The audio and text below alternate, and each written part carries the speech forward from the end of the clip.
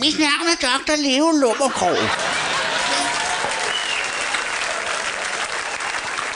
Her i sidste uge, der kom jeg i tanke om, at jeg skulle aldrig som ung fik opfyldt mit store ønske om at springe ud i faldskærm. Så jeg tog sgu ud til Kastrup Lufthavn ude, så fandt jeg sådan en pilot, som kunne give mig et lynkursus. Og det var sgu lynkursus, det gik sgu hurtigt. For 20 minutter efter, der stod jeg 6 kilometer over jordens overflade i den åbne flydør. Og kiggede ned. Og har man ikke problemer med vandladningen, så kan det godt risikere at opstå der.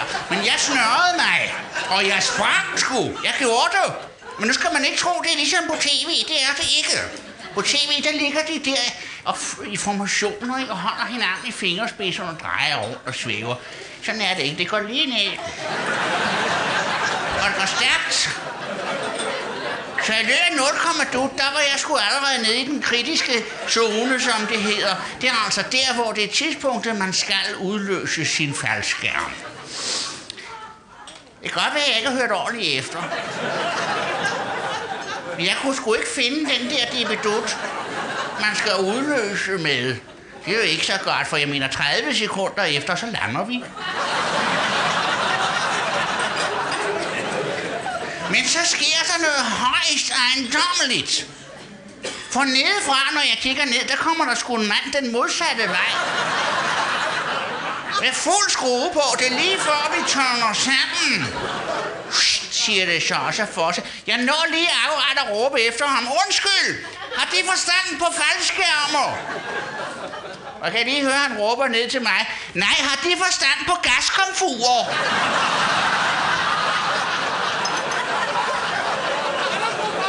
Heldigvis, så lander jeg i en vognladning kasseret ansigtscreme fra Matas.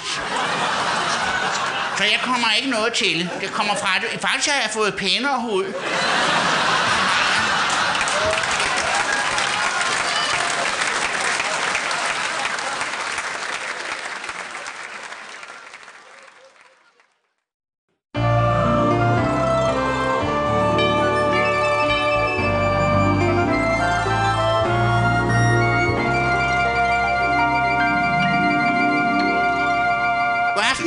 Mit navn er Dr. Leo Lummerkrog. Her i sidste uge, der kom jeg i tanke om, at jeg skulle aldrig som ung fik opfyldt mit store ønske om at springe ud i faldskærm. Så jeg tog sgu ud til Kastrup Lufthavn ude, så fandt jeg sådan en pilot, som kunne give mig et lynkursus. Og det var sgu lynkursus, det gik sgu hurtigt. For 20 minutter efter, der stod jeg 6 kilometer over jordens overflade i den åbne flydør. Og kiggede ned. Og har man ikke problemer med vandladningen, så kan det godt risikere at opstå der. Men jeg snørrede mig, og jeg sprang sgu. Jeg gjorde det. Men nu skal man ikke tro, det er ligesom på tv. Det er det ikke. På tv, der ligger de der i formationer og holder hinanden i fingerspidserne og drejer rundt og svæver. Sådan er det ikke. Det går lige ned. Og det går stærkt. Så i løbet af 0,2, der var jeg sgu allerede nede i den kritiske zone, som det hedder. Det er altså der, hvor det er tidspunktet, man skal udløse sin faldskærm. Det kan godt være, at jeg ikke har hørt ordentligt efter. Jeg kunne sgu ikke finde den der dibedut, man skal udløse med.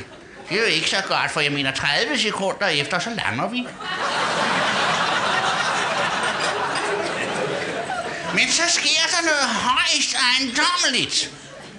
For nedefra, når jeg kigger ned, der kommer der sgu en mand den modsatte vej. Med fuld skrue på, det er lige før vi tørner sammen. Siger det så for sig. Jeg når lige akkurat at råbe efter ham. Undskyld, har de forstand på faldskærmer? Og kan I lige høre, han råber ned til mig. Nej, har de forstand på gaskomfurer?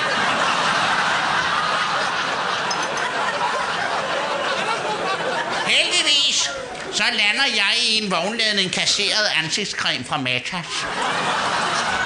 Så jeg kommer ikke noget til. Det kommer fra det. Faktisk har jeg fået pænere hud.